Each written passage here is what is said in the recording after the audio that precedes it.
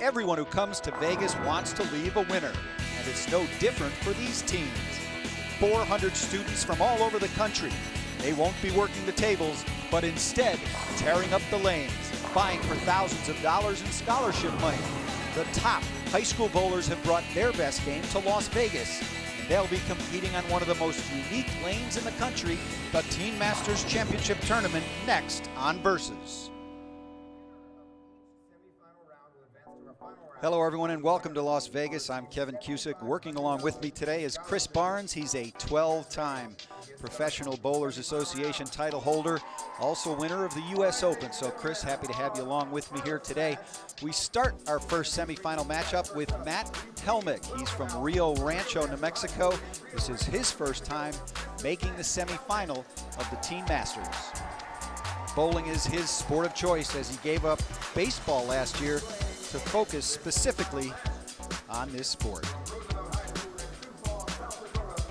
Today he will face John Lippert from Sioux Falls, South Dakota. John began bowling at age 12, so he brings a total of, well, 6 years of experience to the show. This will be a solid semifinal matchup. Earlier, I had a chance to talk to Matt Helmick, strike up a conversation. I love that it's almost never the same. Where you play on the lanes, what the lane's doing, how you're throwing the ball, if you feel like throwing it hard that day or soft that day, it's always changing and you always got to adjust, and it's never the same. You're never running the same plays, and you can learn from it every time you go out. I'd say I'm not a cranker. I can't hook it across the lane, but I can get a decent amount on it. I'm not a stroker, I'm kind of in between there.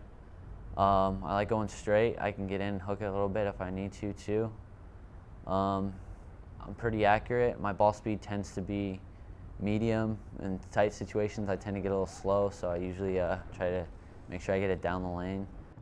John Lippert played several sports including baseball and basketball, but decided on bowling because he could showcase his own individual skills. What I love about bowling is just that anyone can do it. I've done a lot of sports before, or in the past, and like soccer, basketball, football, all that stuff. But I like the individual part of it, because there's always team bowling, but I like that you can also do it individually. Well, I started bowling. I would beg my mom and dad just to take me bowling every weekend, and I would even volunteer to pay for it, back when I still threw the ball between my legs till I was 12 years old. What really stepped it up was from 6th to 7th grade and 7th to 8th. I went to camp at Wichita State, and I think my average increased from 160 to 190 the first time, and then 190 to about 210 the second time. So Matt Helmick from Rio Rancho, New Mexico will get us started in our first of two semifinal matchups here at the Teen Masters at the Fashion Show Mall in Las Vegas, Nevada. Very often the toughest shot is this first frame. And a very good way to start. He'll start with a strike. Handles that with no problem whatsoever. If you watch this replay, ball crosses through the 7th board out to about the 3rd board. Watch the head pin as it cleans up all the mess. John Lippert from Sioux Falls, South Dakota will begin his quest here to the Teen Masters Championship.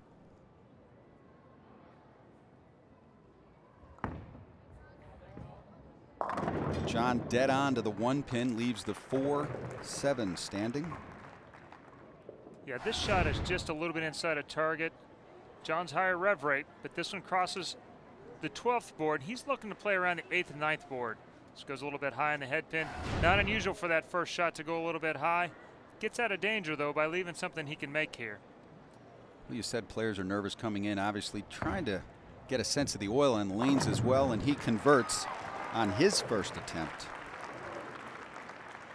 Well, very often when you get on a television show, the lanes can be a little bit tighter down lane. There's more heat with the lights and this, but this is an entirely different environment. They bowled at South Point during the tournament. Now they've moved to the Fashion Mall. We have one lane in the middle of a mall with all the distractions and all the atmosphere totally changing.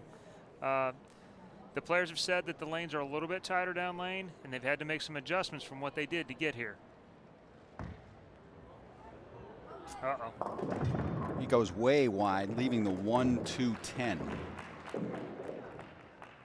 Yeah, Matt on his first shot threw it great. This shot gets down to the fourth board and then arcs all the way out to the first board on the gutter. Doesn't quite make it back off of it. Leaves the washout. He'll have to throw his spare ball, hit the left side of the head pin, and try and make it deflect into the 10. So Matt gets the 1 and the 2 pin, still leaving the 10 pin.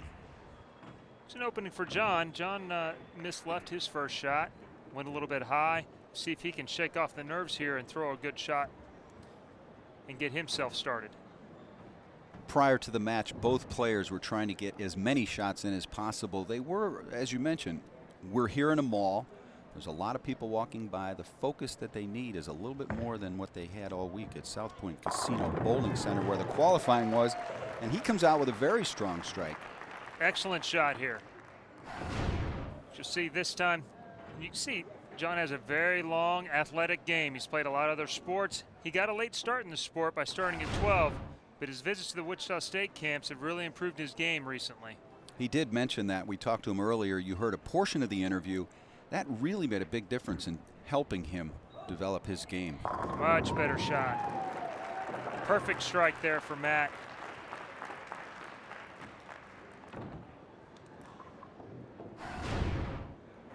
This one crosses the 7th board again. Trajectory is perfect, rolls right up. 1-3-5-9.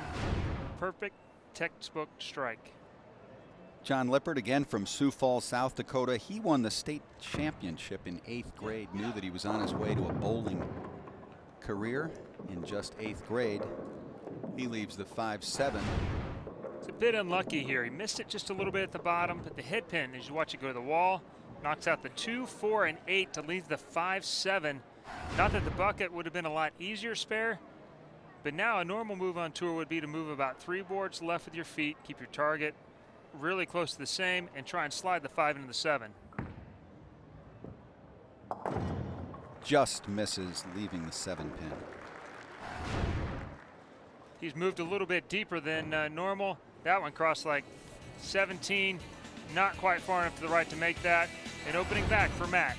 We have a lot more to come from the Fashion Show Mall in Las Vegas, Nevada. You're watching the Team Masters on Versus.